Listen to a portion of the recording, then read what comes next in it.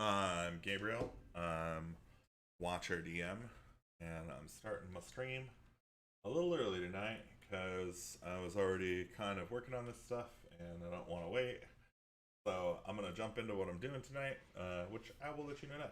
So tonight I'm gonna start off by doing a little uh, Q&A. Like I'm just gonna go read some questions off the internet about Dungeons and Dragons and give you my brief thoughts on them.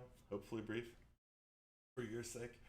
Um, and then I'm gonna go through and plan out my D&D game for tomorrow night. So if you're in tomorrow night's game, um, do not watch this, please. Yeah, it's gonna be pretty low level. We're gonna get into the week, and we're gonna set up the Roll20 board to support that on the Pixels of Pagans board. So this will also act as a record of how I do that, so I can benefit from that, I think.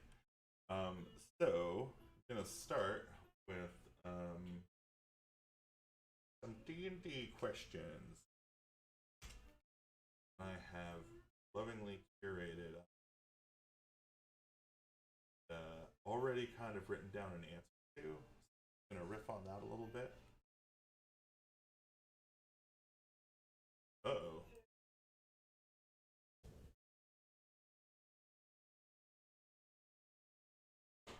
Oops. I'm streaming.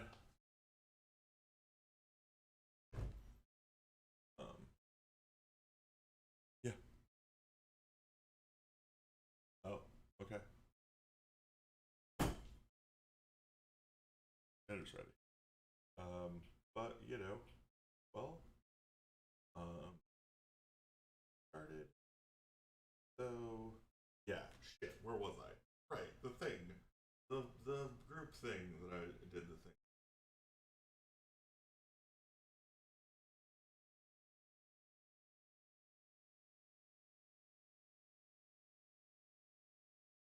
Day.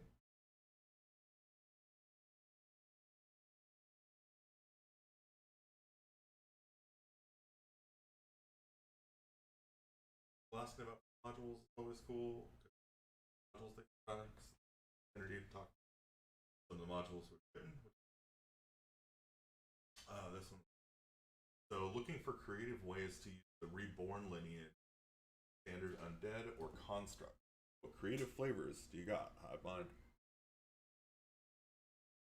As a member of the hive mind, I had some ideas on it. I came up with you are the result of a clone spell gone wrong. So wizards get cloned at a high level, and you can just be a clone who just has no idea. Thank you, Order Online. Thank you. So yeah, clone spell.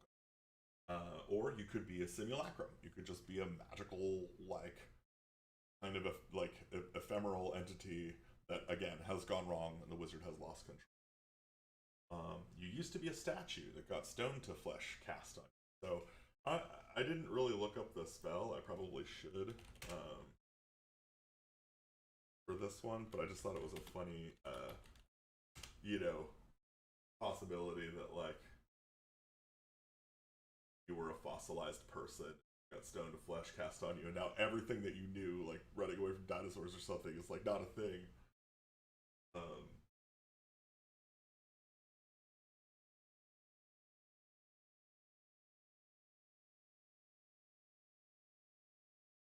Flesh to stone.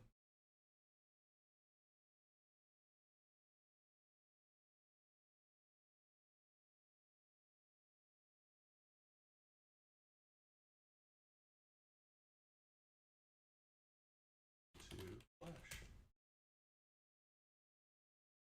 Flesh to stone. Doing the exact opposite of that.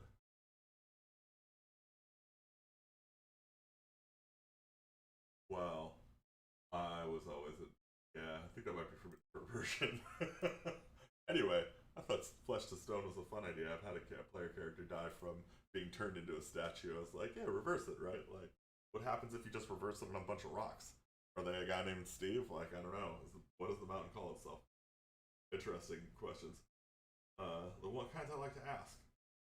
So, once a dead animal that a druid has reincarnated into a character lineage. So you've been revived from a life where you didn't have human concerns. You don't really know about human things. You're just like, well, hey, I'm here now. You were a painting and have been brought to life. I thought that was kind of creepy. You are an illusion that has gone out of control. This one's kind of the most mechanically difficult, but I think that the way that I would imagine it is that the illusion, like, attempts to resemble reality. It's in like so much that the character's kind of an over the top caricature of the things that happens to it. Like the character itself, I don't know, just the idea of playing an illusion sounds to me like a really bizarre like test of RP. Like, could you get into the head of an illusion and be it? I don't know. Seems kind of cool. Yeah, that's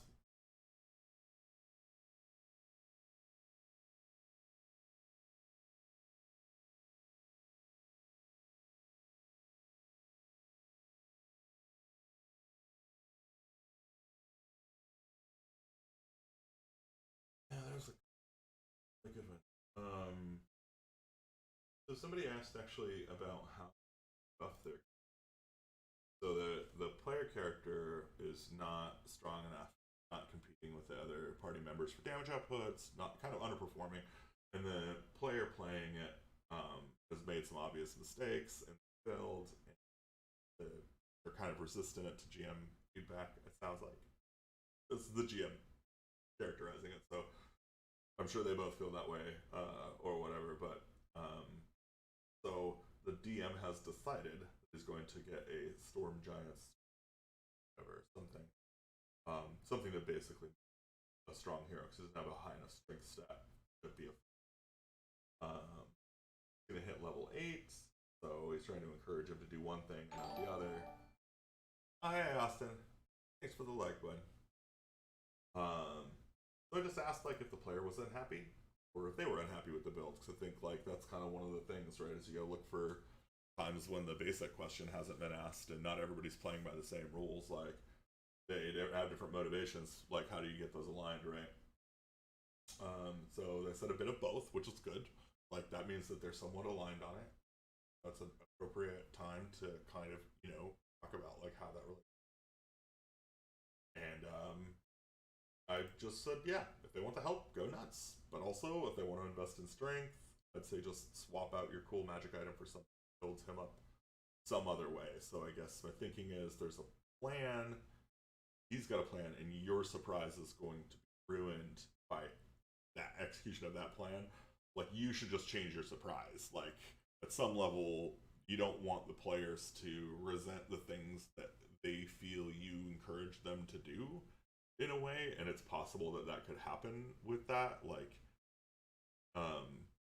or they could ultimately perceive the belt as kind of punishment or like a I don't know how it makes if it makes sense, but I don't know. It just seems like something that you could like you've got all the controls, right? You're the DM. Turn the dials, you'll be fine. So yeah, that seems like conversation about an interesting topic, right? Like how do you negotiate things with players when they're resistant to feedback? Actually, it's funny. Matt Colville makes a great video about how to encourage your players to do things. You should go watch it. It's very worth it. There's a good question here about this one's super cool. So, Bell Bellis, in our last session, PC was perma-killed by a swarm of undead snakes. Which, first of all, I want to play fucking D&D with a swarm of undead snakes. That sounds badass. Good job on the kick-ass D&D. I'm about that life. Damage exceeds his hit points by total HP amount. Anyway, so it was their second session. Something happened. A mistake was made. Basically, the character had a big inspiration and failed to use it. Didn't realize they could use it in that moment. Found out they could and was like, "Oh, I would totally save myself." So like they kind of retconned it and backed it out. But the DM feels like they've allowed this character to survive, and want to give them some ongoing effect as a result.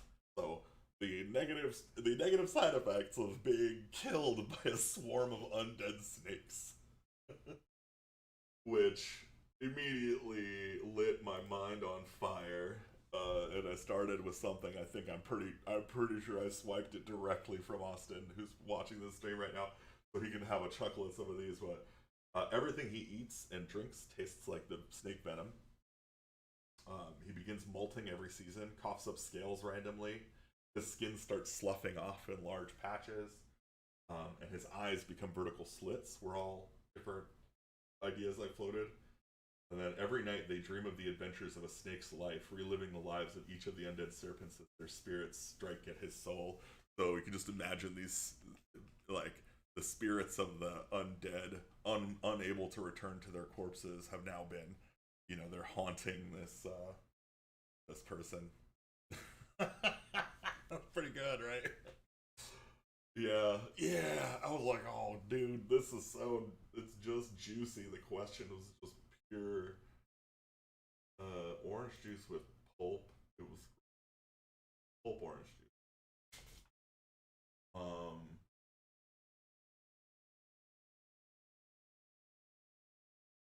Came up with an interesting item I posted in the book, the julep flower. It's kind of a play on words. There's a drink called a julep. It is a minty drink. But the julep flower causes people to become intoxicated as if by alcohol. If they interact with it, basically. Anybody who inspects it, basically, go within 5 feet of it. If you're within 5 feet of it, and if you inspect it, it poofs at you and you become drunk. Which I thought was pretty fun.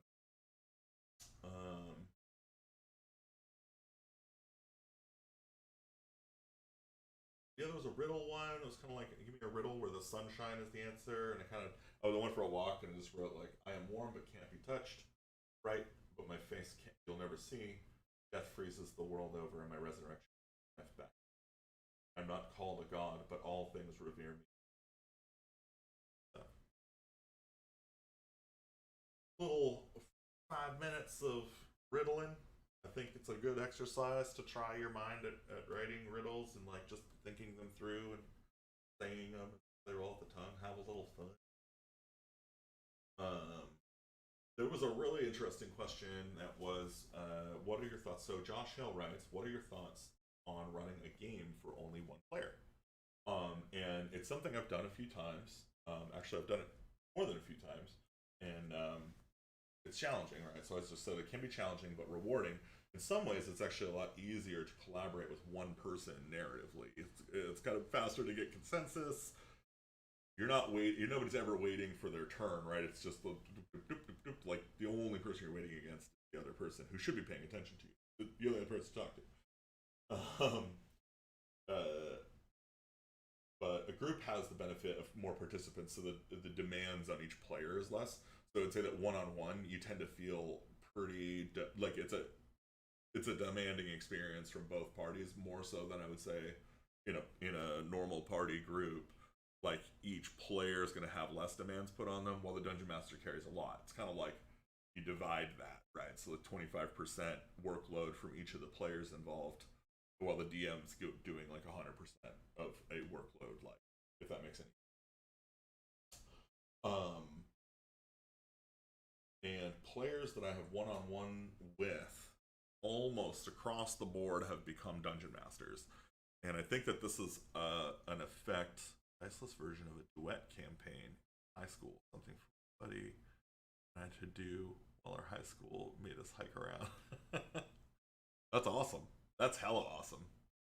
Yeah, we used to do all kinds of weird fantasy stuff in Tahoe when we were growing up. We would just talk about, we would make up so many cool, crazy stories of crazy different places everywhere we went, and just start calling rocks different names and shit. You're like, this is a magical grove. People are like, you're weird. I'm like, yeah, but fuck off. I'm having a good time, man. Like, the world is magical to me.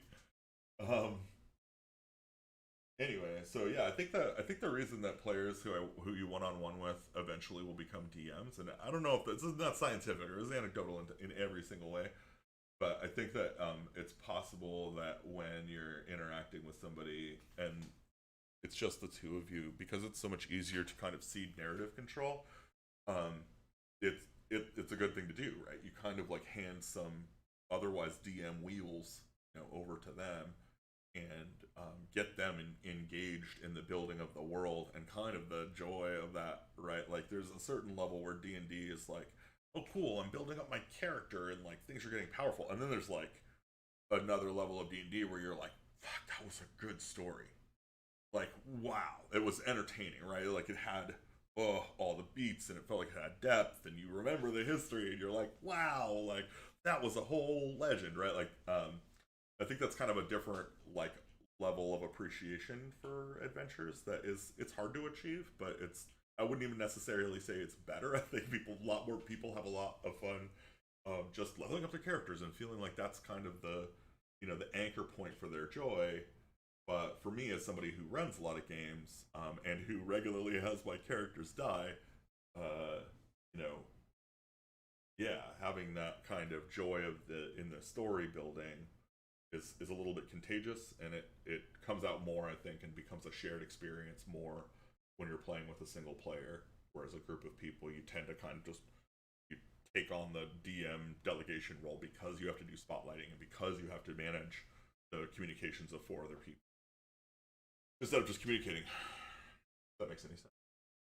So I think may well be the last, or it is one of the last, if not the last question that I'm going to look at today.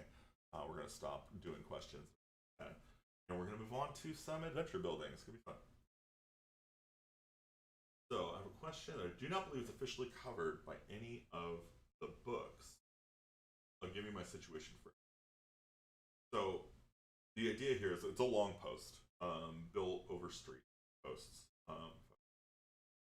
So the TLDR is, do enemies get hit dice? So the party has found a way to cubby themselves away for 4 hours and take a trance, and the DM's allowing it, which is okay, cool. Like, I get it. They need the short rest to call this a W, and either way, they've cleverly worked their way into getting one. So cool, short rest it is.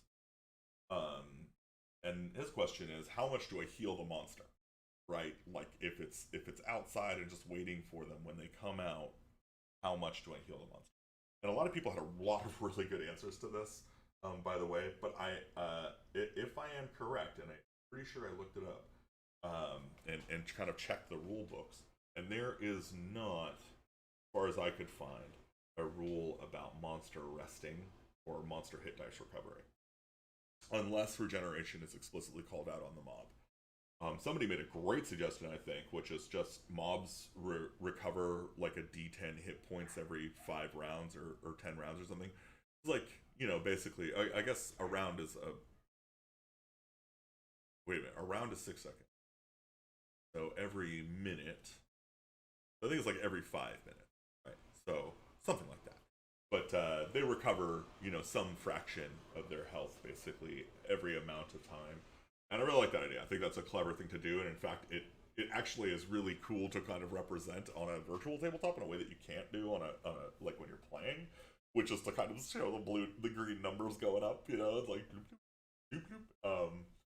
The regeneration of things is kind of an interesting thing to role play or describe, and it's one of the things. Actually, that's something we should do is just come up with a badass list of ways to describe regeneration for people, because I think that's such a cool looking opportunity. Shit, what was I talking about? Oh yeah, so my answer to this question was, the monster realized it wasn't getting the PCs about an hour ago. It's going to find something to eat / some way to heal and probably protect itself from dying. The PCs emerge and find tracks. A couple of tracking complications. The monster has healed, but brought them to a healing source. So you epic the challenge and the reward. So the idea, obviously, is just, use it as a jumping off point for more adventure. Yes, they got the rest. Yes, you've given them a break. That monster's gone now. If you want to kill that monster, you got to go hunt it down. It's terrorizing somebody else's chickens, right? So, and at the end, I commented in addition to this that it really entirely depends on the motivations of them, right? If the monster is there protecting something for some death-like reason, like it would die if this failed, right? Then, like, if it's a life or death thing, then yeah, potentially.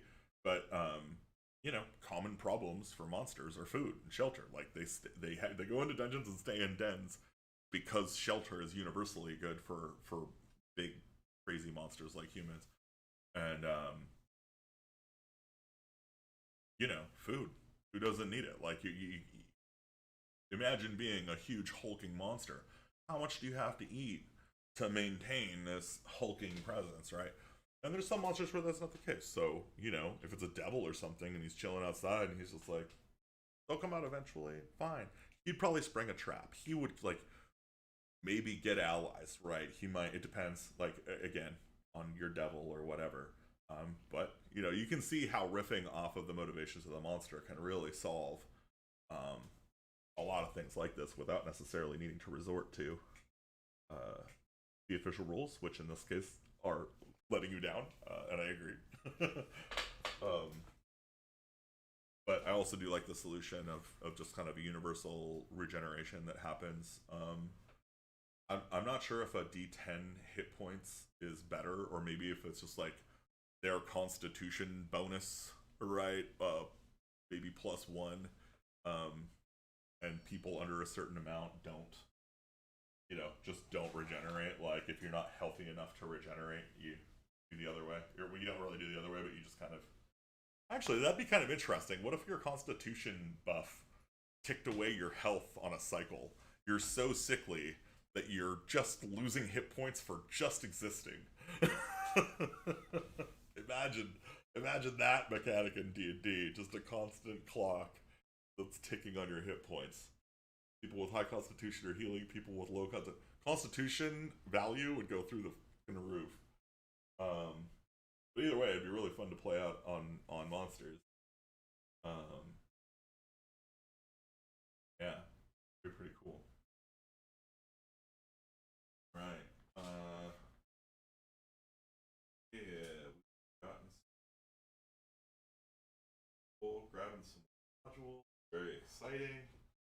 I've gotten six today through the store.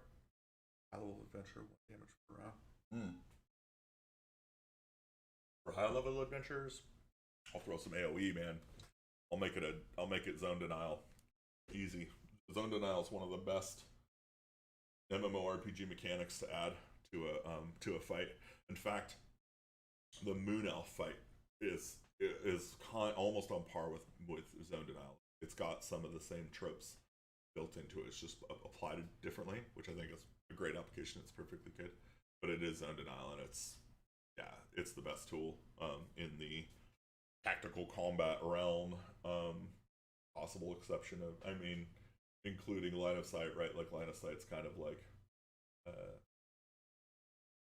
in a lot of ways, is zone denial. Like sometimes it's your ability to see something and get a shot off that.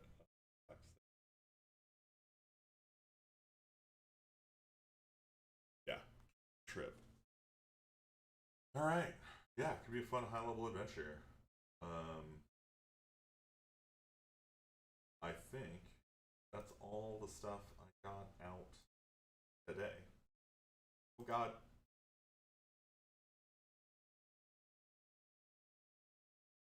So, done with. I like getting likes on my question answers. I love it. Can't get it off. Oh.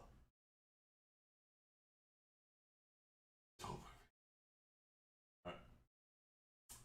So we're done with that. So we're gonna look at the plan for tomorrow night's game, which is so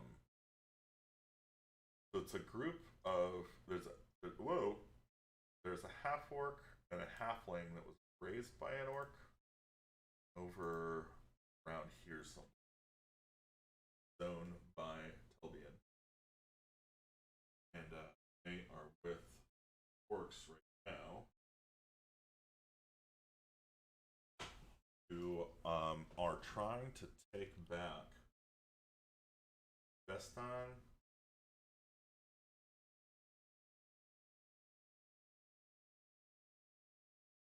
Maybe likes on the stuff. Oh, this is Albus. Albus. It was just a sugared hook. Okay. Sugared hooks.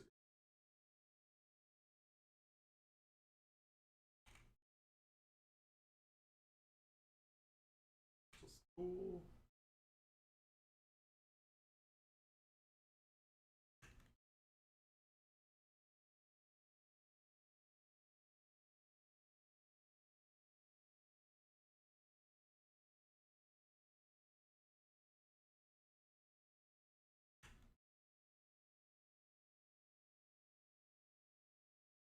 So, I need to populate a tower, a previous Elven military tower, that has been ransacked by a contingent of an army that does have undead. Baron Aspian has a number of undead units, standard army and the siege army. So the orcs are basically fighting that flank. And I'm pretty sure the soldiers that were there were just killed and the position abandoned because, well, not. No, Aspian would probably keep the place popping. He's short on troops too. He lost Gedalon a few months ago, or a couple months ago.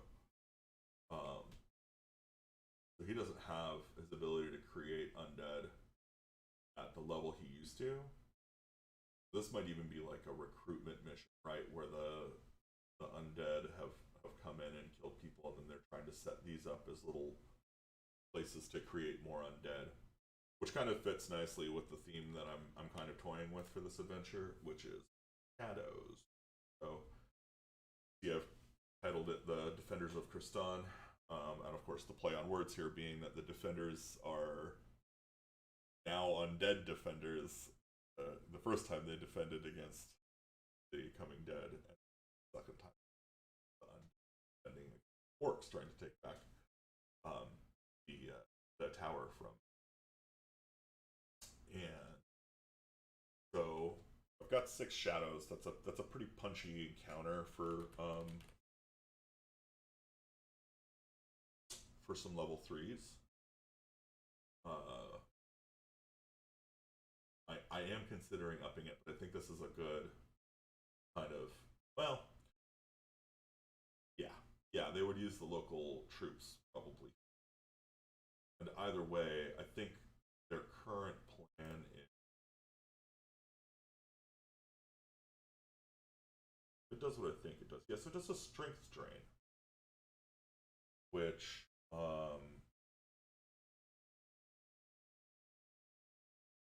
1d4 reduced strength. Yeah. And I like the idea that, okay, so here's what we're going to do. These shadows here, there's going to be more of them, but they're going to be in batches. Right, so we're going to throw another batch of 4. Another batch. It's just going to kind of be like a lot of shadows there. And we might even start with encounter of just the 2 and be like, yeah, they're peasants. They seem like they look like peasants. They're, obviously shadowy. They attack you. Kind of drain them just a little bit, give them a taste of what they're up against. And then they go up against some shadows that are the orcs. Right, so they run into their own, but they're undead shadows of their own, right? And kind of confront the elephant in the room. Like, once it's died, is it just your enemy because it's dead, or do you still care about it? And then this one can be like the defenders of the original defenders of the tower. We got 6 units there, and then we kind of need something that is like Baron Aspian's like commander on the scene, right? His kind of chunky boy. So we're gonna just narrow this up a little bit, go above the. We're gonna look at 3. See what it says for Shadow in 3. It looks like we're only got Goblin Iron Shadow. Actually, it'd be interesting if Baron Aspian had recruited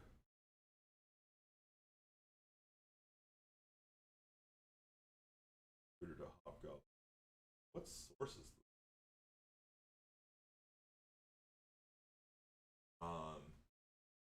The Goblinoids took over Clermont, and the question is, where did Baron Aspian get all these bodies that he suddenly needs to turn into? Right, the peasants. Where are these peasants coming from? He's making more undead. How is he doing that? Where are the bodies coming from? And so the idea here being that they've struck some kind of underhanded accord with Baron Aspian from Clermont, right? The Goblinoids who have taken that city over. This is now one of his ranking commissions from that engagement. From that, kind of like this. She's a CR2, which I think is probably about right. She's a spellcasting hobgoblin, which is big. Thing is, she wouldn't. Hold on.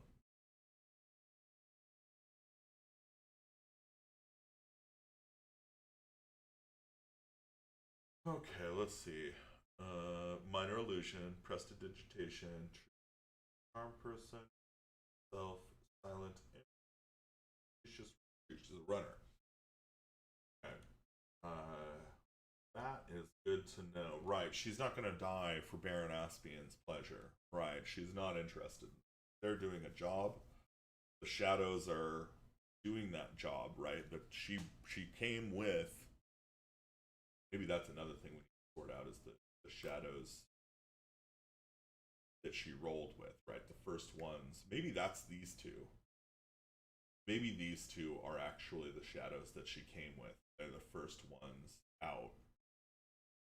So then, out of these 4, say 2 of them are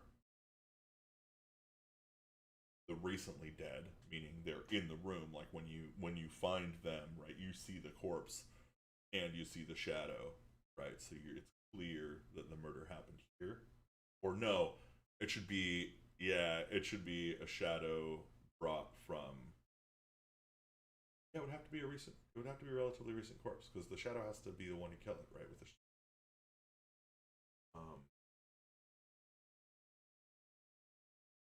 a non-evil human done attack a new corpse 1 hours later.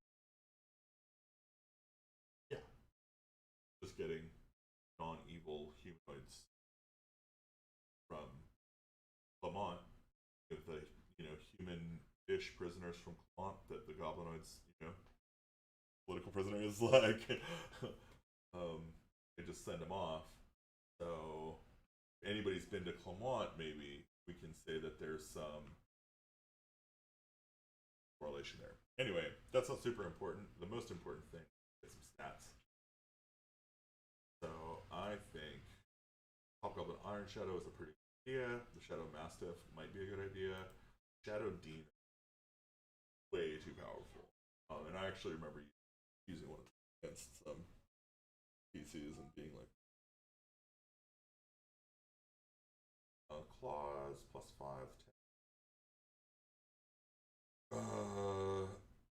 10.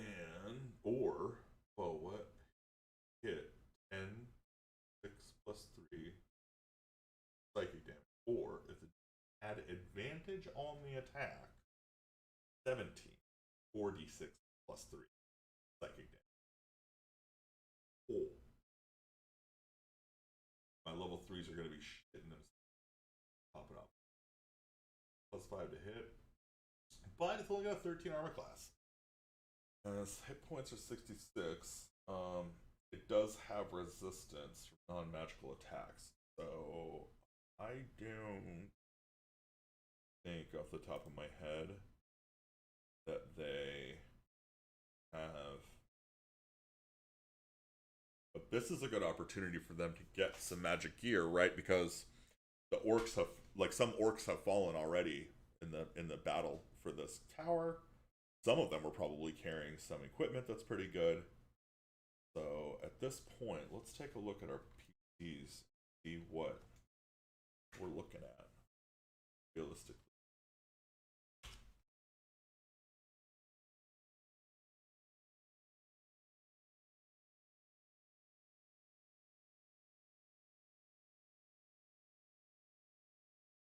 I think Austin or Andrew said he was going to play Ekans, but then he also said he might play Zorgos.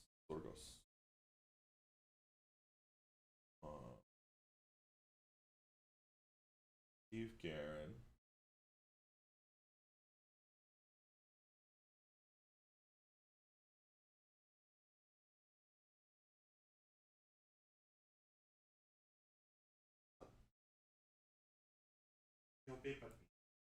Oh, it's got,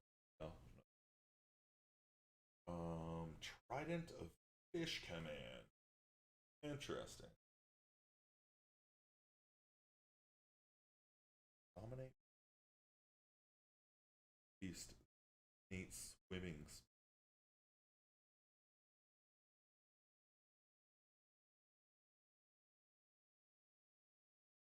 I think it's just going to be a magical trident this time, buddy. Trust me, you don't want me to throw you in the water. I guess that's like the good side to this. Also, a potion of stone giant strength. Big dick energy right there. Then we got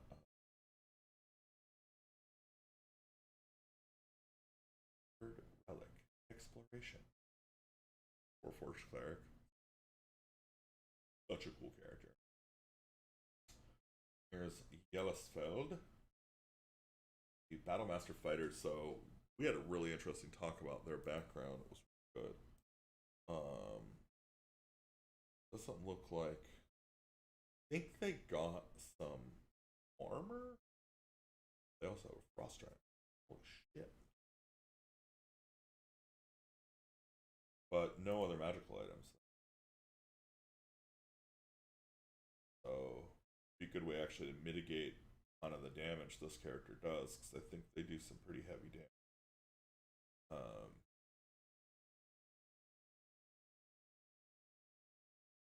You're getting on my mind, Shadow Demon. Liking what I'm feeling here. They're immune to cold, lightning, and poison. Kind of a caster nightmare. Just at least low level casters. Exhaustion, grappled, paralyzed, petrified, poisoned, prone, and restrained. Wow. Yeah, this. He's got the incorporeal movement though. This really turns me on because I think it's one of my favorite features of Shadow too. You can move through space as narrow as 1 inch without squeezing, so not really the same thing, but it looks the same, right? The thing comes through the fucking wall. You're like, shit, it came through the wall, and then the shadows around it kind of form their beings. That's badass. Yeah, that's super badass. And they have shadow stealth, so the place can look abandoned walking up, right? That's how we do it. That's how we get them. We give them a real nice creepy scene of just a bunch of corpses lying around, kind of a haze, the lights all blocked, and they roll in, and you just describe all the corpses lying on the ground, all the different, like, there's piles of bodies outside. The place has just obviously been wrecked from combat. Maybe there's even like just a straight executioner's block nearby.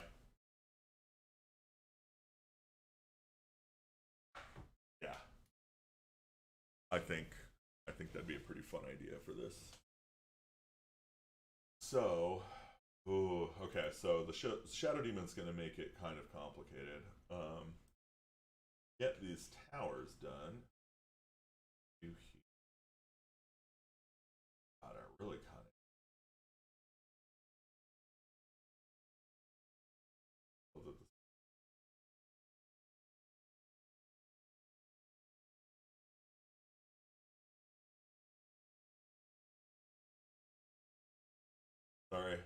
this stuff. I wish I could have used that for the Roll20 board. I think what we got is, I don't know if you've seen the ziggurat that I did, but look, the original decanter. So good. So fucking good. And actually remarkably like what we had, like some ways, right? Like what we ended up with. We crazy. That's so crazy. I love it. Um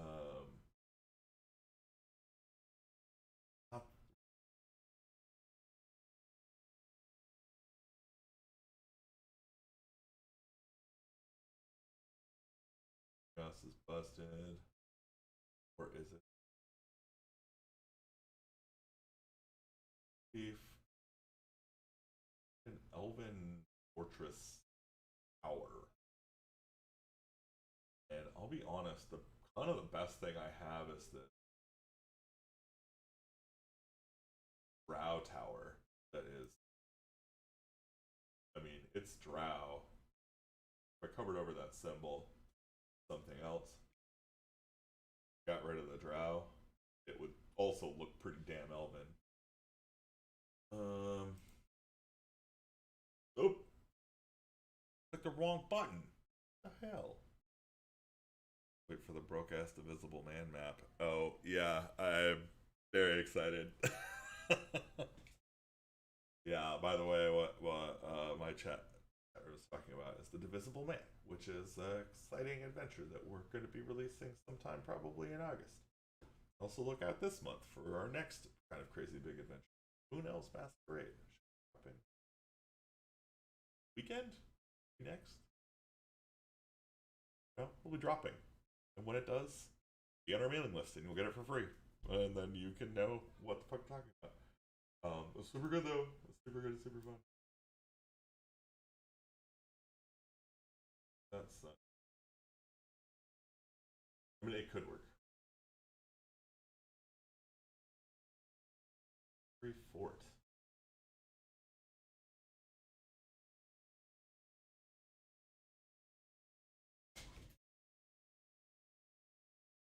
We actually might be.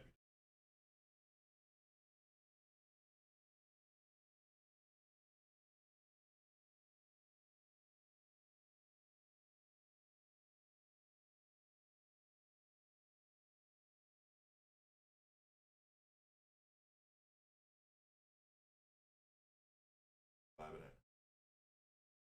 Alright. Austin, are you still online? If you are, doing the thing. Oh, I'm gonna do it here, not in front of all this.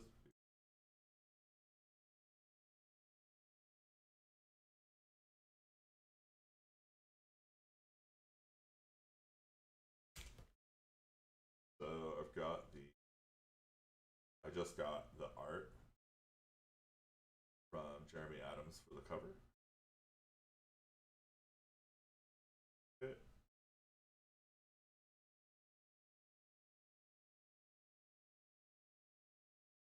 Done. Would agree. What you think? Obviously, ignore the white blips on the front that are representative of the text, because this will be removed.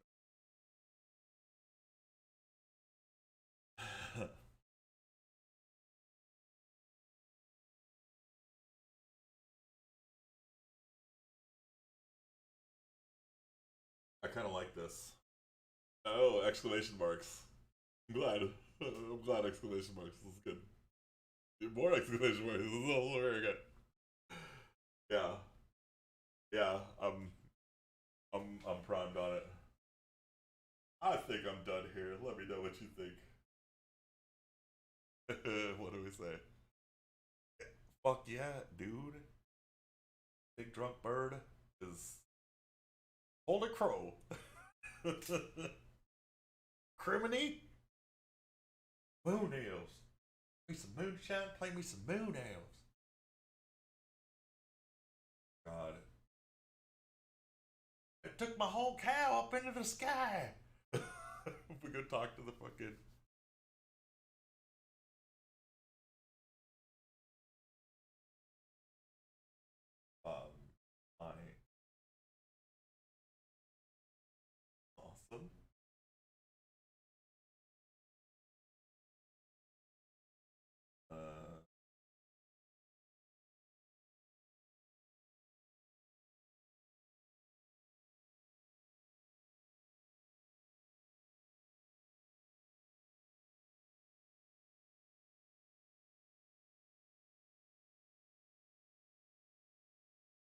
actually. Um,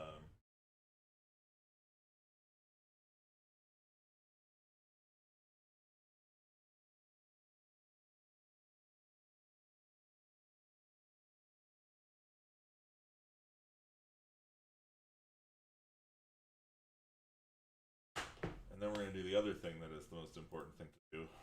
Write down your fucking commitments. Page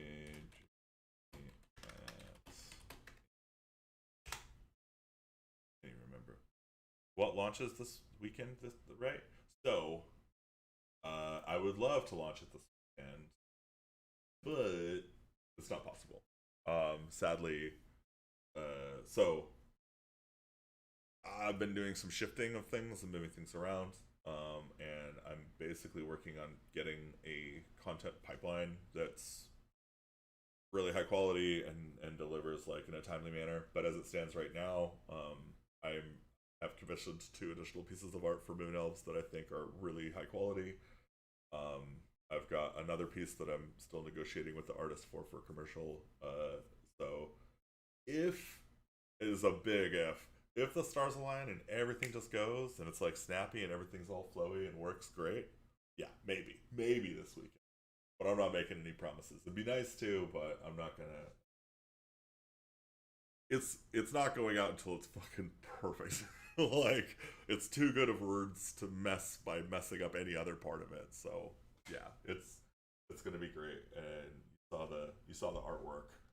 You know it's gonna be great. Like that's promo material. The whole thing is gonna be all over the internet. Much as we can put it. The yellow felt does not have any items. We determined that that was going to work. I think what I'd really love in this room. This seems like a combat that already happened. Something that already happened.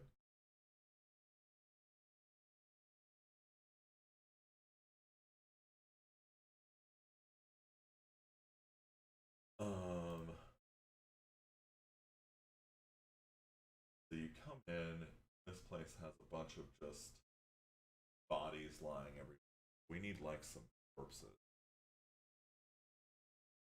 That's something I'm probably gonna have to look up because unless you've ever looked up pixelated corpses,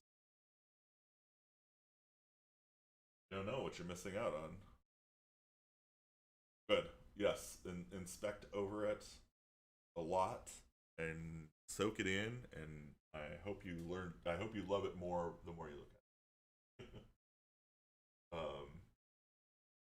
Also, if you're looking at it and you think it would be cool too, you are also welcome to go look up fonts. Go what? Perfect with this art. You also need to pick, which is something I end up doing later this week. I have the art and art over to Vance doing the other 2 pieces.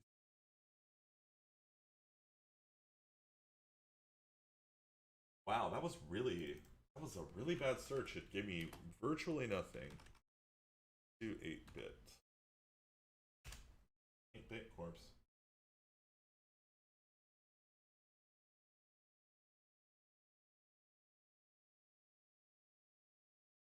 Oh.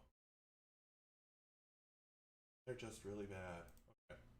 So we're not going to worry about the 8-bit thing. Looking here. Oh. Alright. Right here.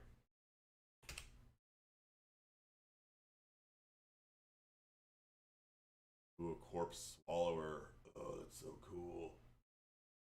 Zombies are cool looking. Fungal zombie. Reanimus. Corpse with take. Headman. Weird.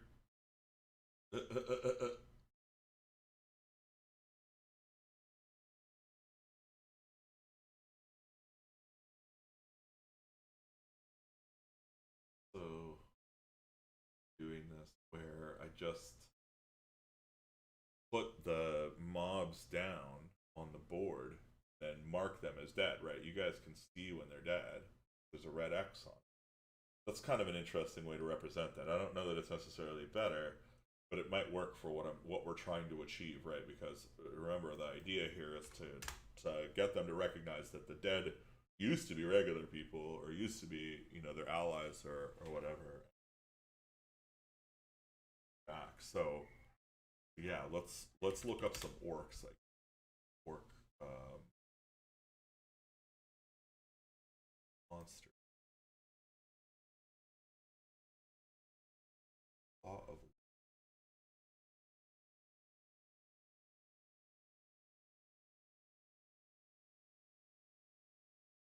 Lost.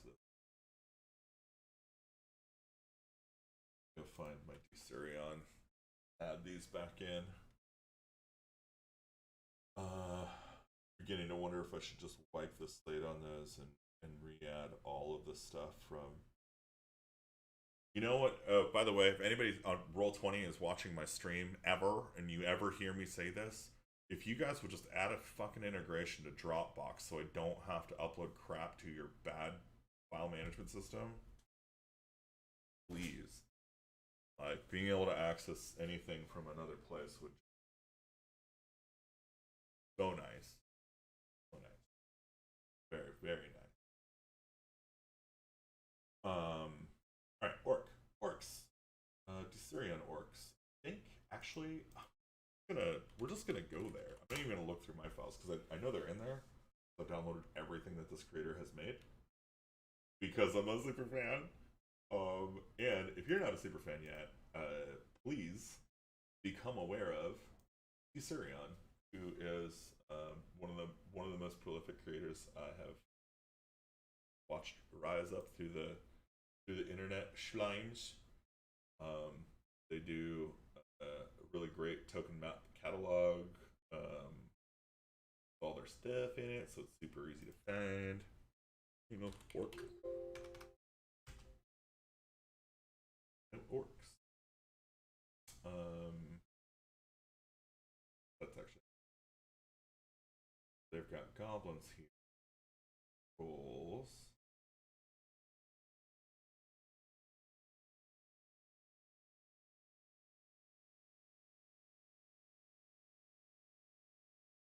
Actually, now that I think about it, I wonder if there's stuff all.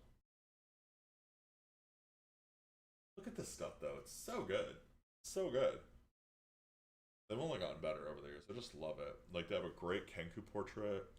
Like, I would love to have all of this stuff in an interface that's super easy for players to just go, like, tag looking and be like, oh yeah, that's my guy, and then dress him up and change the colors and stuff. It'd be so dope. And it's so doable at this resolution. It's like really not a lot of processing.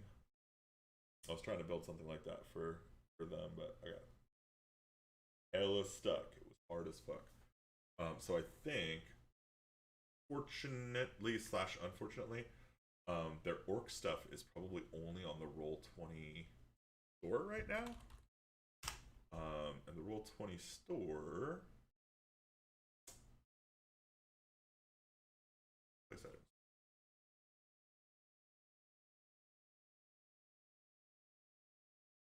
As you can see, I'm a big fan. I get all the Desurion things that they release. Dragon has a bunch of orcs in it that are kind of I remember grabbing. That.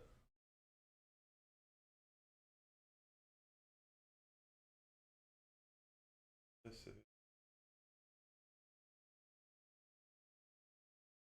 so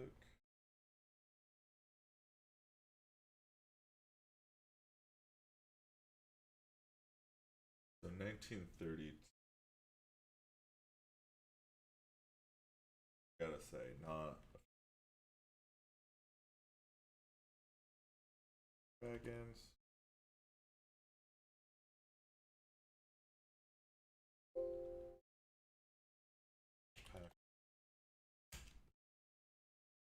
You know what? I realized me. I don't need to. Maybe I'm looking at. I would expect the orcs to show up here.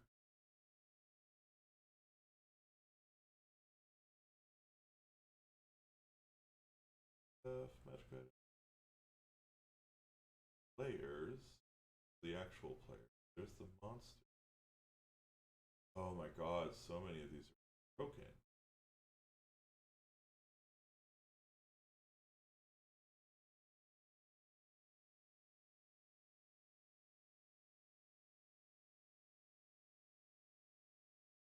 Okay.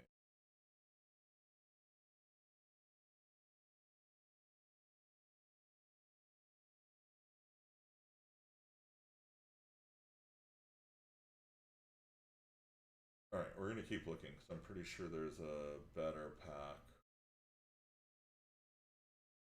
Dead, which I think I have, but maybe I should grab again. A little bit worried now that I've a bunch of really class pack 2, which probably has a bunch of good stuff in it. Other class packs.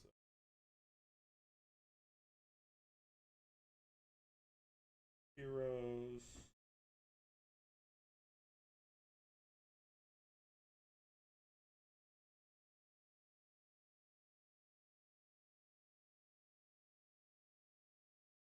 Token pack 2. 4.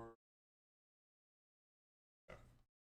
I think maybe it's token pack 2, but we're gonna search through this if I can. That's oh, it doesn't seem like it was really like a search.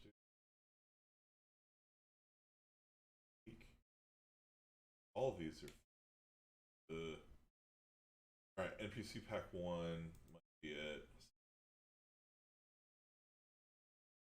This props. Nordic Legends is actually hella good. Hella good.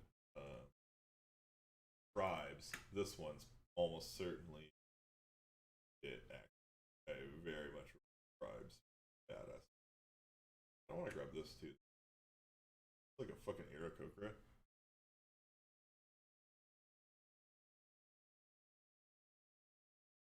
Beep beep beep. Gothic.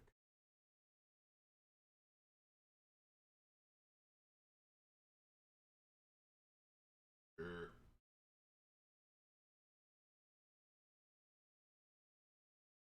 And that's a Shadow Demon. Need one of those. So that we don't used to.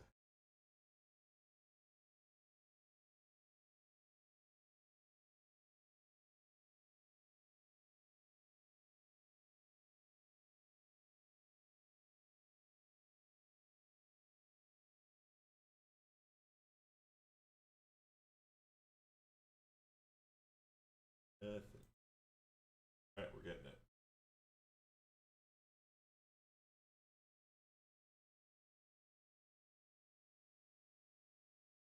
Token pack 1.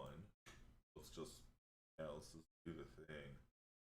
I mean, I get to all of it today, but get this started. I think.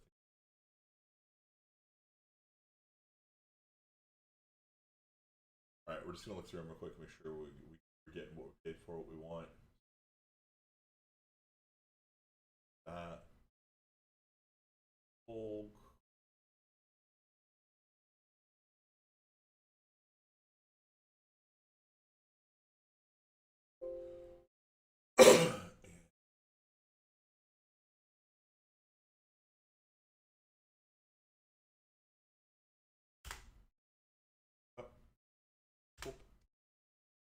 um, this one. It's thick archdevil. Really cool stuff there.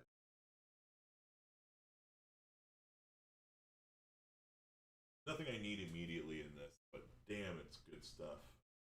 I really, really love these. Good tokens, so I just don't want to look at this one because it's so fun.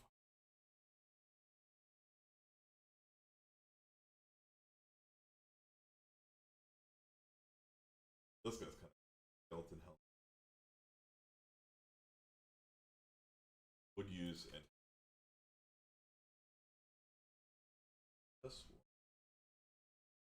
Knights, Bandits, Wow.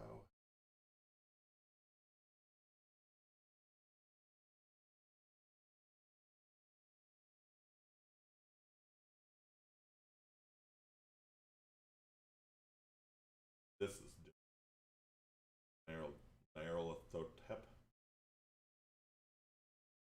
abomination. This would be some great Cthulhu mythos stuff. Is done such a great job on those. I really love them.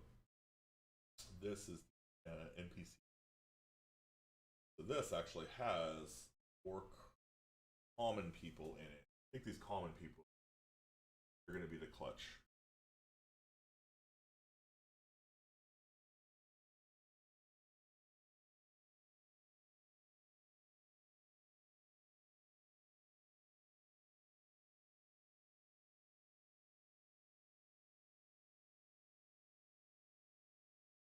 Folder. Folder.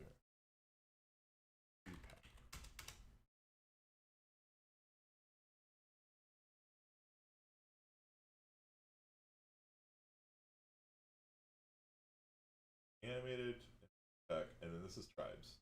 Pretty sure tribes has some.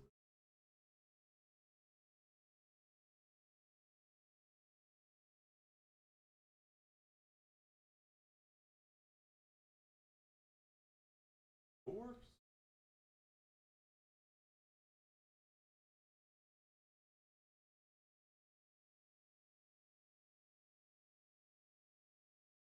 Oh, this is tribes 2. I think tribes 1 is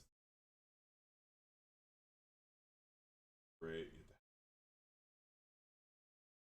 I love that's kind of what furbolgs have become, or like Goliaths. Goliaths and furbolgs. Giant roll. Portals. Love me some portals.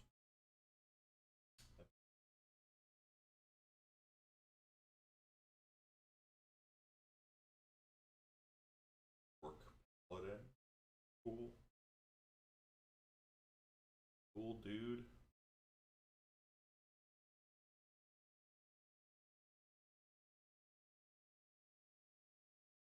Hot teeth. Hot teeth. Hot dude. Winged cat. Oh, show. Oh. I don't want to call this the cat, really.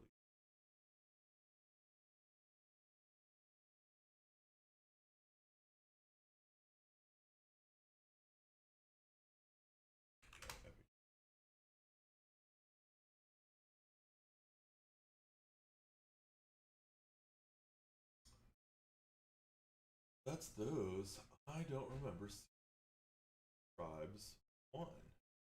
Do you see Tribes 1? Tribes 1. I did see it. I feel like I skipped over it.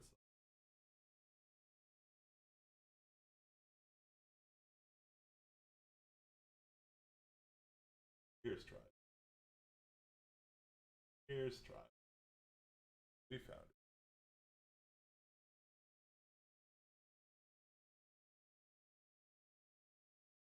No.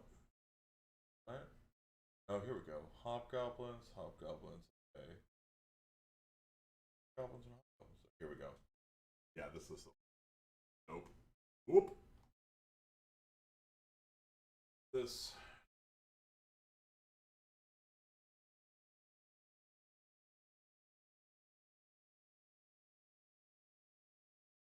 Tribes first. And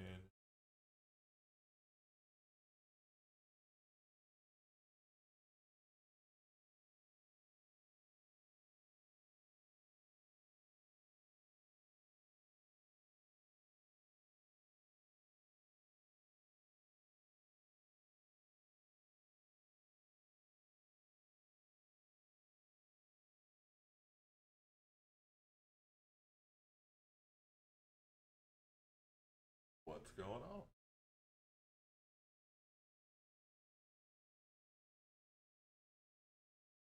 Oh. A doy. So that's the class pack.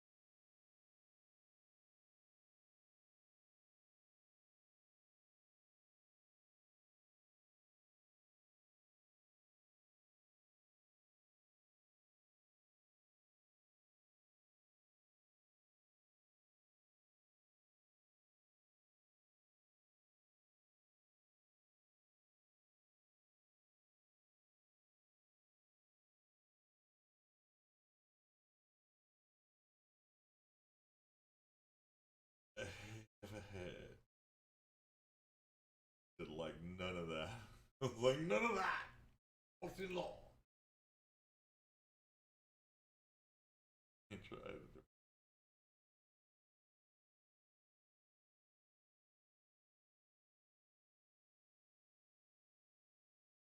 Okay, where am I looking?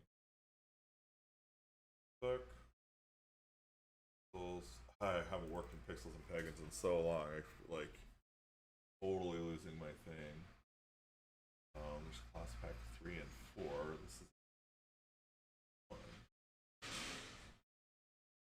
Sorry about the loud truck driving by. Oh, pixel. Cool. I don't want all of you. Is that a thing? Oh, nope. It's just one at a time. You, you must be joking. You're not just.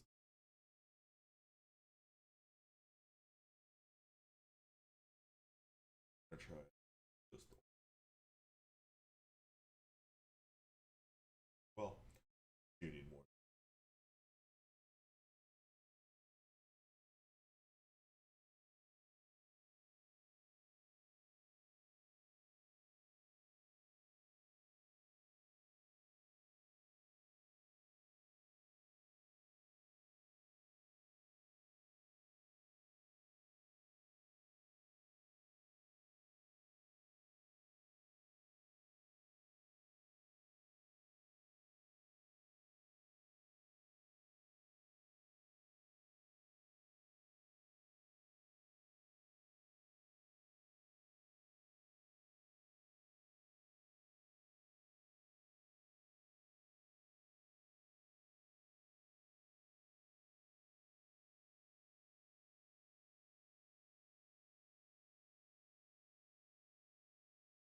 Super weird. It's not.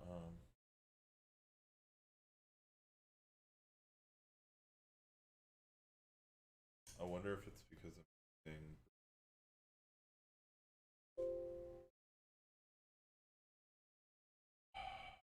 That sucks. Totally sucks.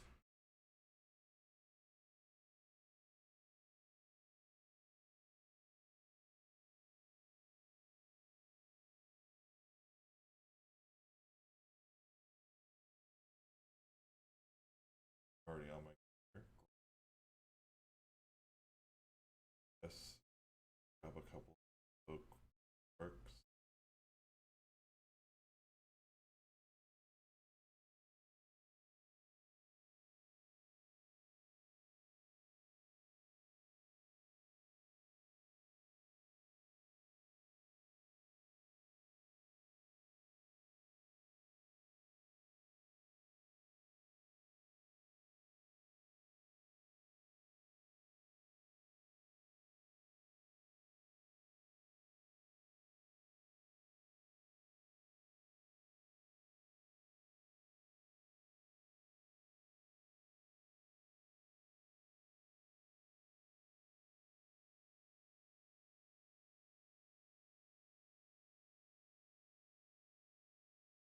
So we got 4 orcs. And we need 6 like regular. I think I'm actually gonna try opening really pretty upset about actually. This is working on. I haven't even downloaded Chrome yet. Oh my god.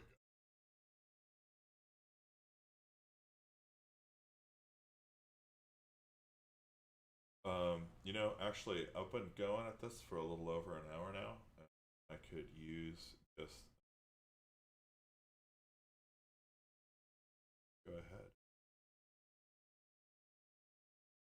Right back. Oh, throwing some tunes.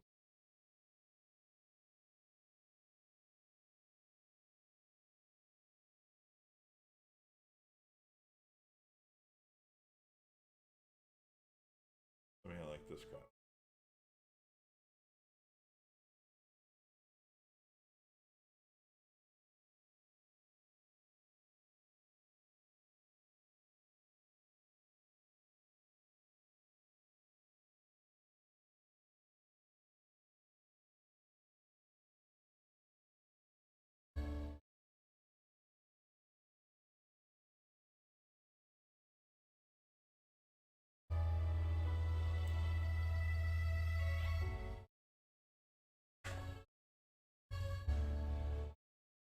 Oh.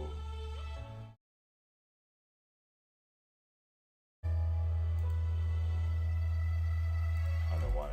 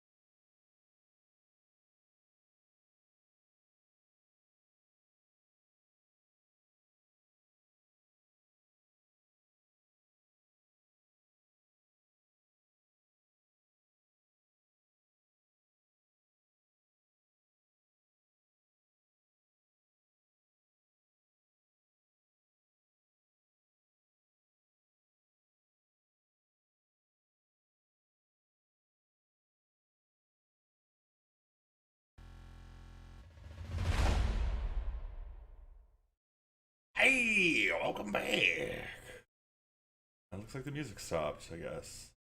Cool. All right. And I had dinner and some stuff, so feeling pretty good. Well, I think I need to pull these out onto this board. And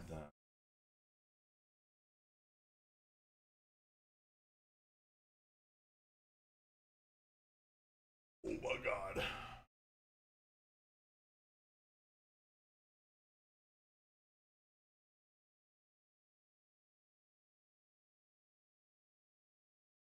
Oh, not two tokens, one token. Okay, cool. Those are those.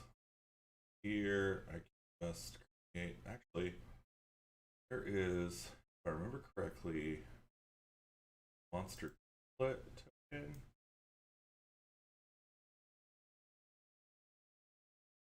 It's kind of the edit menu. Okay.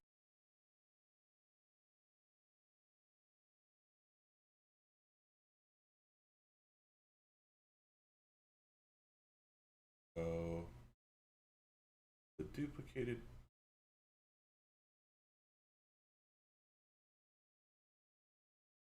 Maybe it's just the top level.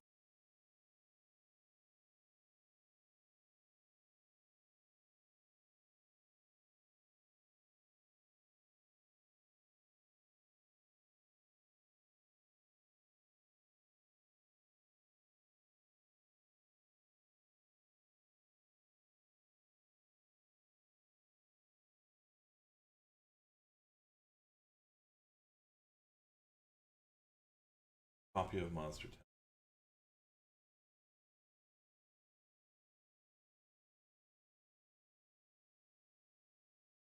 This monster. Um, Orc. Orc. Hold by me. This actually is something interesting to that I just found out about. So you can create a table in here, which we have a bunch, so it's kind of maybe not a good idea. But you can add a rollable table. This, again, not a great user experience. Say orcs. Add an item. Male paladin.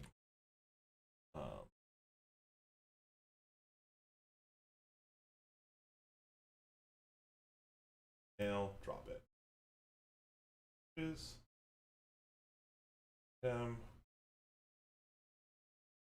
male, feature. Item.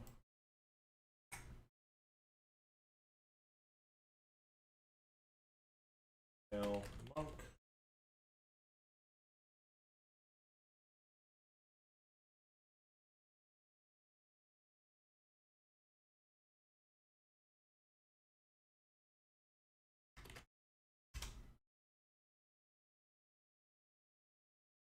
We save the changes. That means I can get rid of these.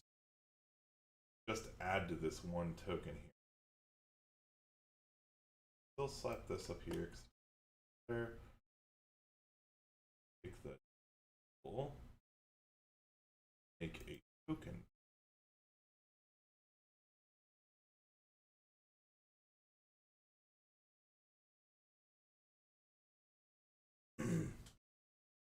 So there's that token, which multi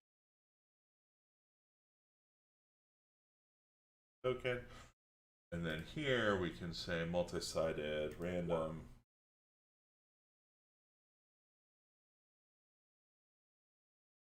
Right. A couple of these. The other thing we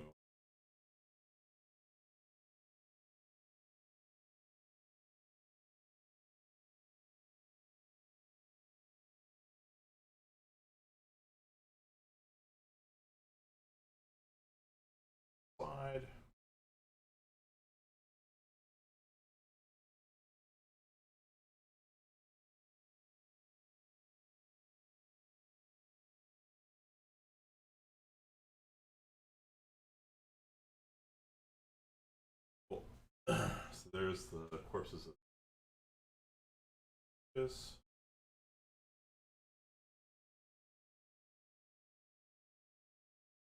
Cool. Rolling I did.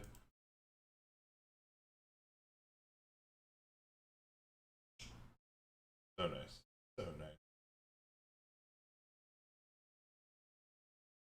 Another one.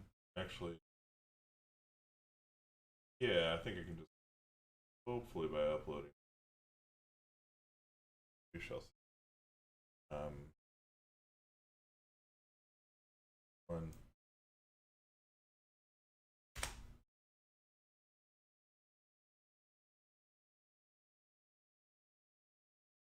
Okay. Turns out we didn't need the tribes pack at all. Heroes. I think the NPC pack. Oh.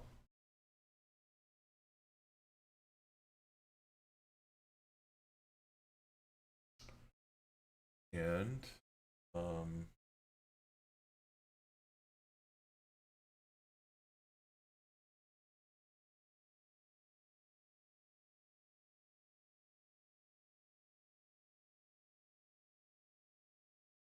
works on garbage.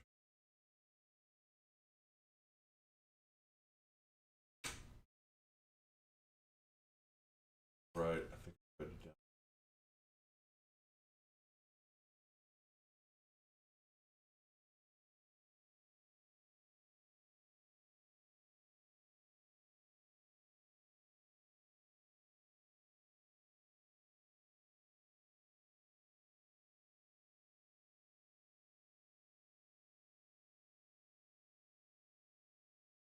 The high quality content you came for.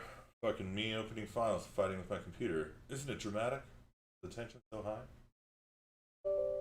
Question. Fine. Got it. Fine.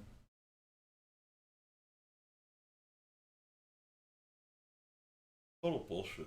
Yeah, just upload stuff here like.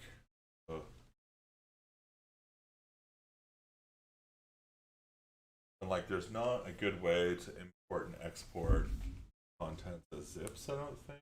Maybe there is. Maybe that's what I'm missing. That it's possible to just go back to Word. We're gonna try something. Content and archive settings. Settings.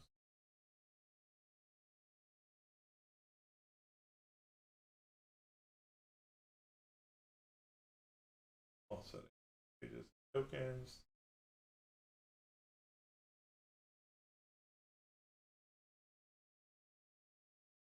Endiums.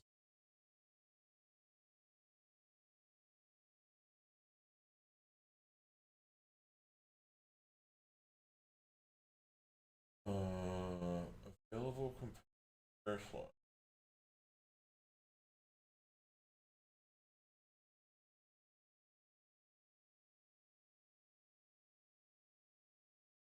Yes, you know, stuff is files stuff.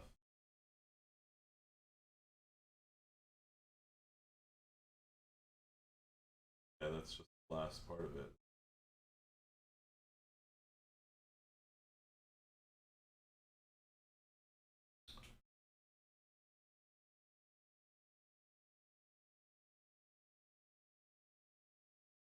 You know what I should write is just a module that is API for this.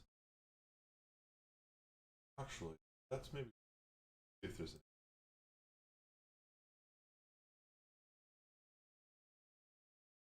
want to get back to those arrows again. Oh, back there. Let's leave. A whole bunch of new game marker sets or just the status mark. So I guess scripts. If box Zip. Um. And port stuff. Okay.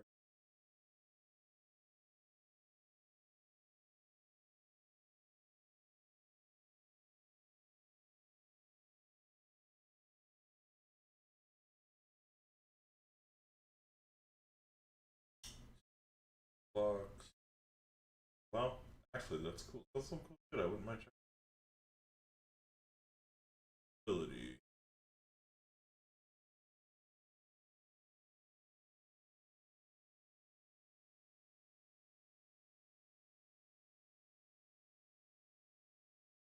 A calendar. That'd be cool.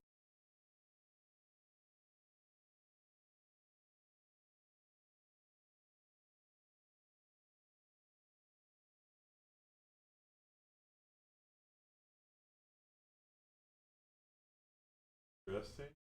Interesting.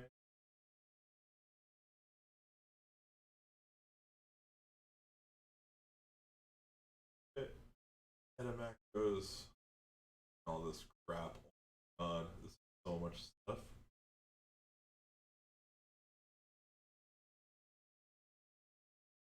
Cool.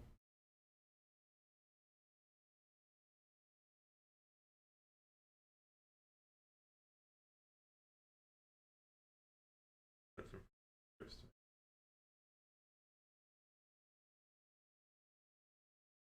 Never ordered.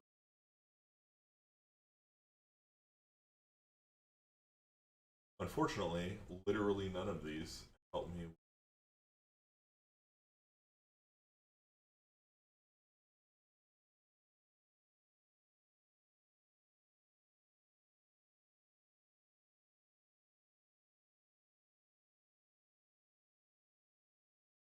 Problem.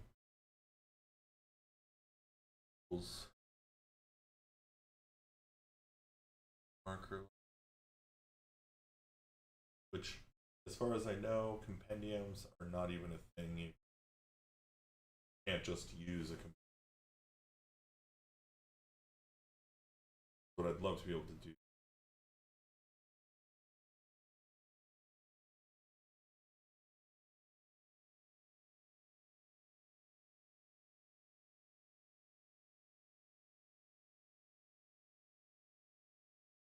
Oh,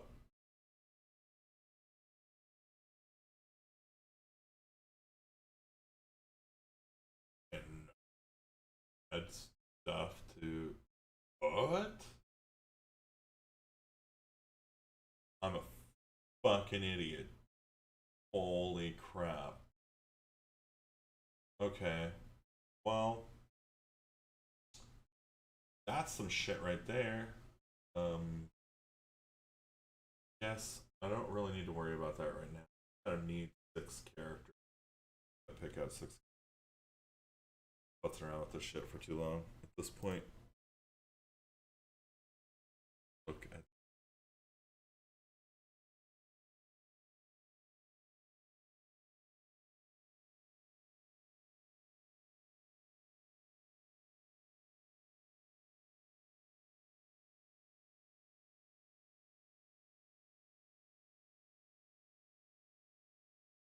oh,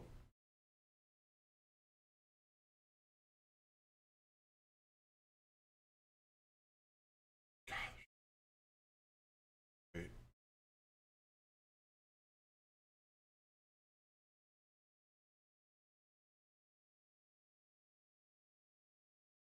One last thing I'm gonna try just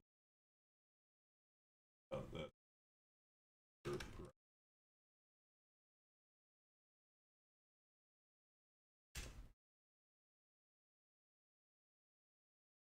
This is giving me a very strong urge to go board instead, but I need this done by tomorrow, so I don't really have time to go inserting everything.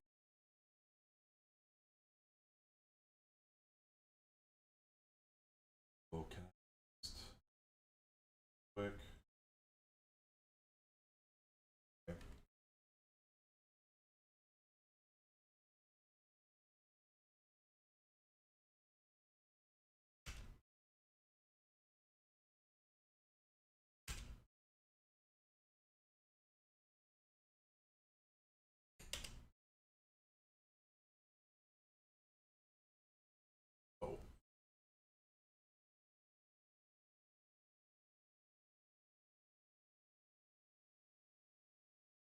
this. Thank you.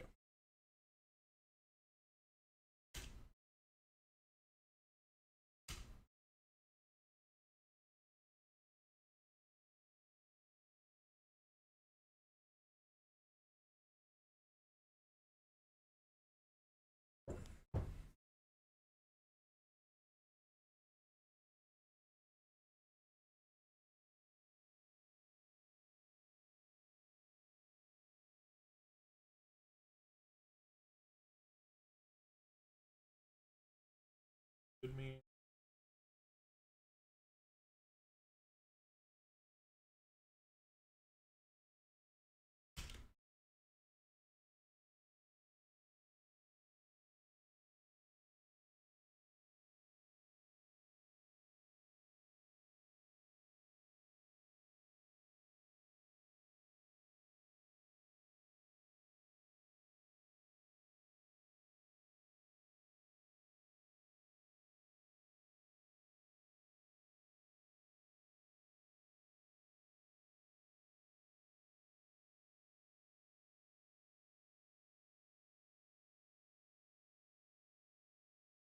I can just dump these and upload them 100,000.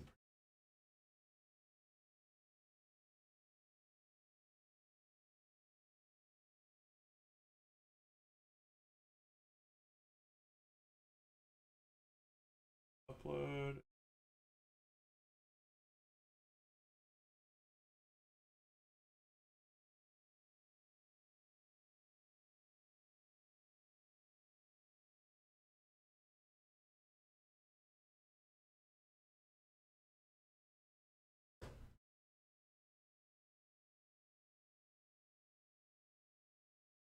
Now we cook it. Drag drop works on here, but not on total horseshit.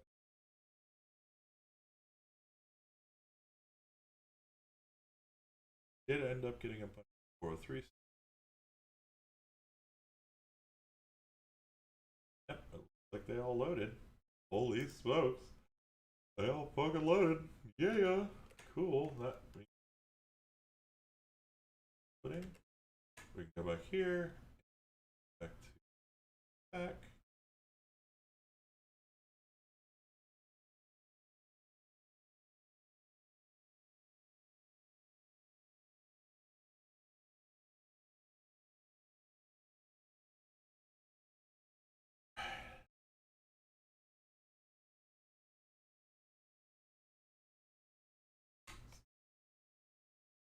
Oh.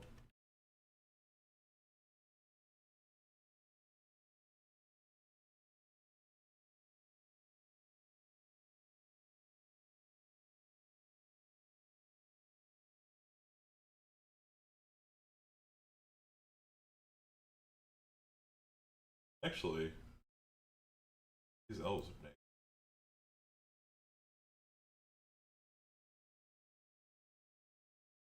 One of the. Oh, the fact that you're moving doesn't either. Interesting. I hadn't really considered that. Yeah, I'll skip offense. So have a bunch of villagers.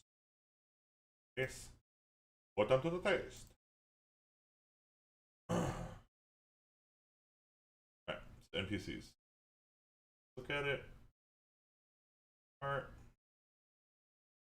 Bottom. This. Leave and here's the 4 orcs. Here's our banners. Kind of cool, actually.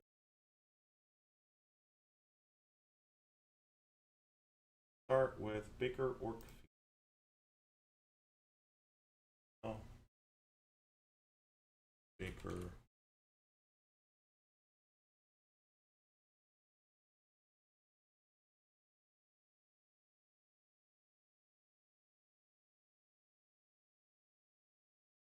Orc.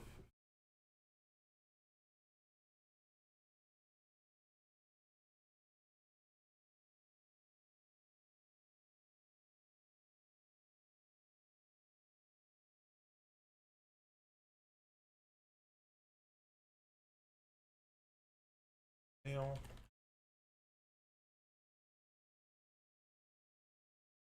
Now, actually, now that I think about it, I don't really need these. Go a lot faster.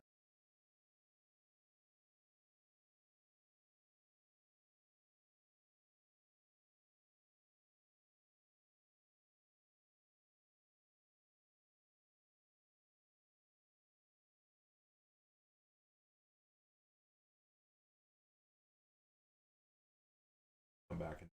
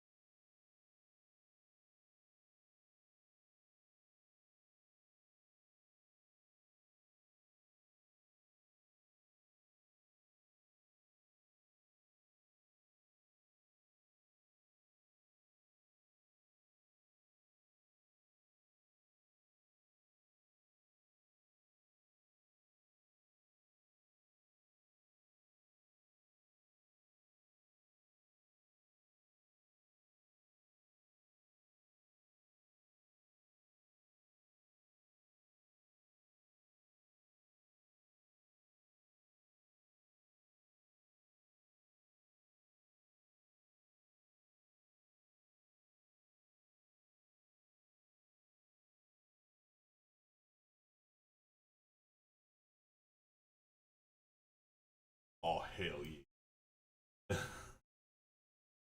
Dragon Bale, Tiefling. I don't think we added this guy yet. So,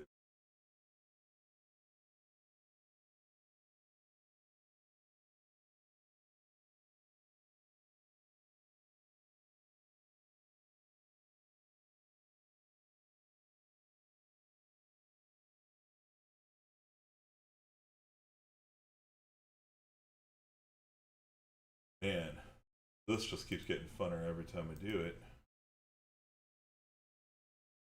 I do like the idea though that after I'm done with this, like grab an NPC token, random it, or add it to the flip it to.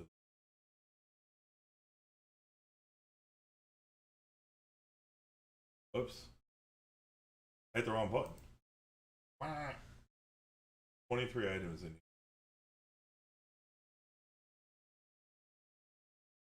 All looking pretty stupendous.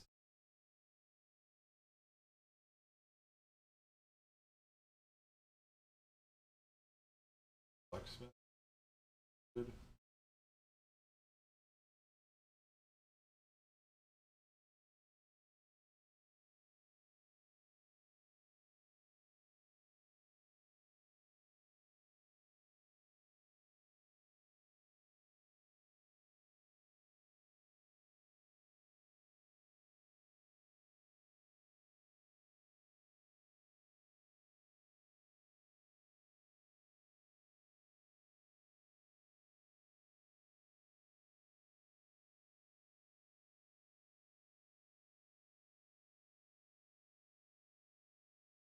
That's right.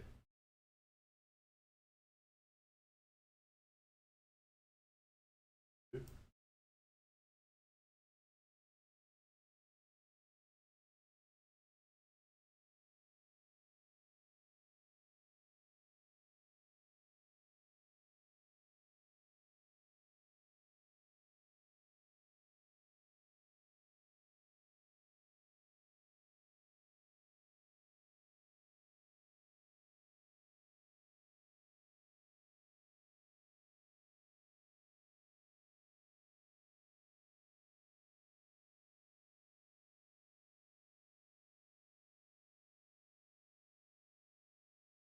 I had a kooky idea the other day about traditional gender roles, traditional gender ideas, and pillars of Dungeons and Dragons play. Like from a historical perspective, masculinity is from a gender identity perspective, the combat pillar, and femininity is the social pillar, and that means everything in between. All the LGBTQIA is the exploration. Seems fitting. Also, it's an exploration game with social and combat encounters in it. Really,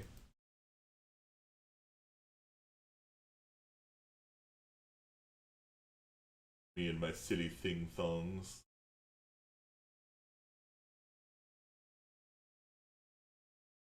Not wearing any underwear at all. You'll never know. I never shoot below my pants.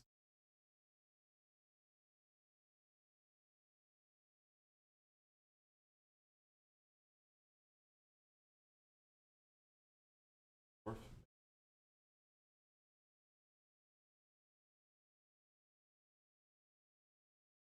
female at roll up toward or female on is at the bottom. Okay, I lied. There are a fucking lot of these things. Holy shit. But this is gonna be good. This is gonna be a good thing, right? We get a very sick selection of these that can very easily be added in swaths. Game.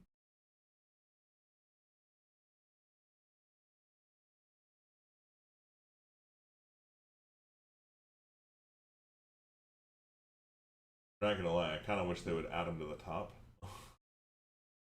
Like a missed opportunity for me to be able to see what I just added.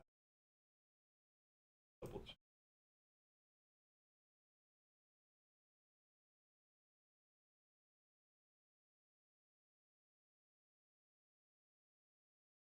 Boop, boop, boop, boop, boop. Oh god. Drunk gnome.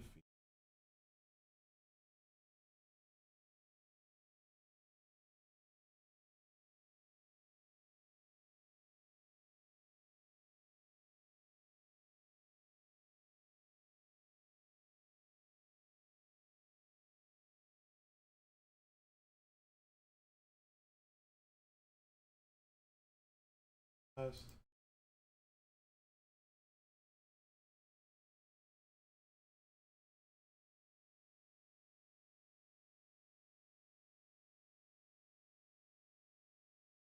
My birthday party was last night. I had a lot of fun at my birthday party.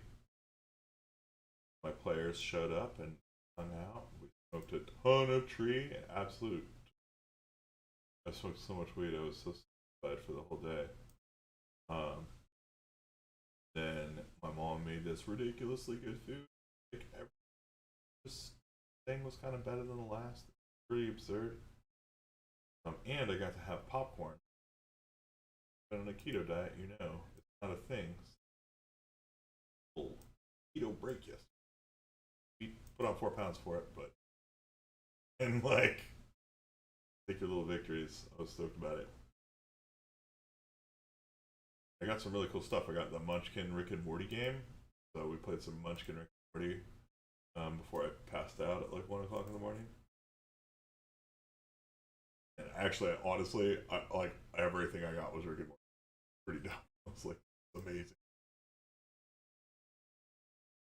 Everybody knows I'm a Rick and Morty nerd, which is stupid because I haven't even watched any of season 5 yet. I've been so busy with stuff that I just don't have anything. And only things I'm really watching right now. Tasting history with my mom.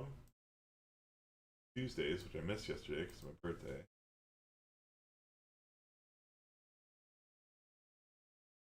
Rose 307 906. Oh my god.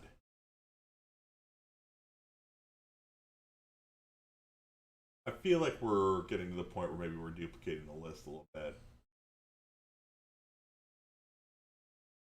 I feel like maybe there's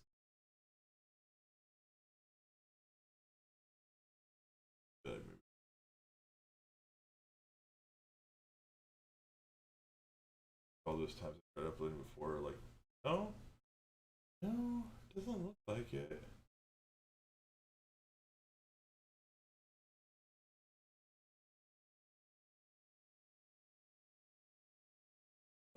307.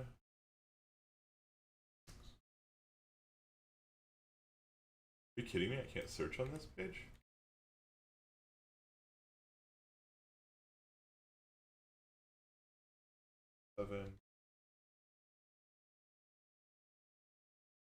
Yeah, I was on King Mail.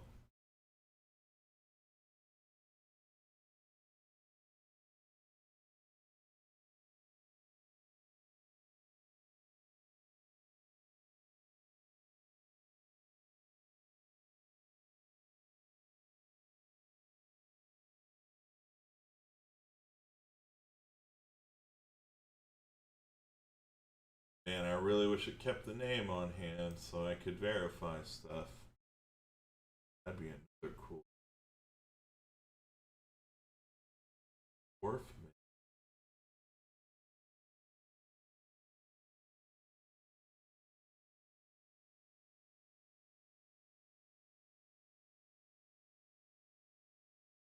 Holy smokes. I have got a ton to go.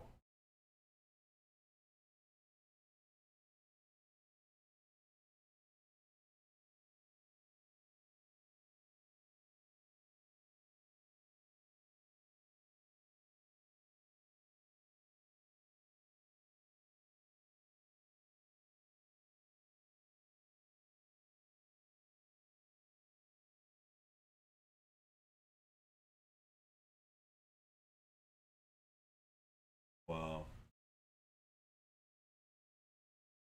I'm gonna kill the stream and finish this garbage slog on my own. Thanks so much for watching. I love you all very much.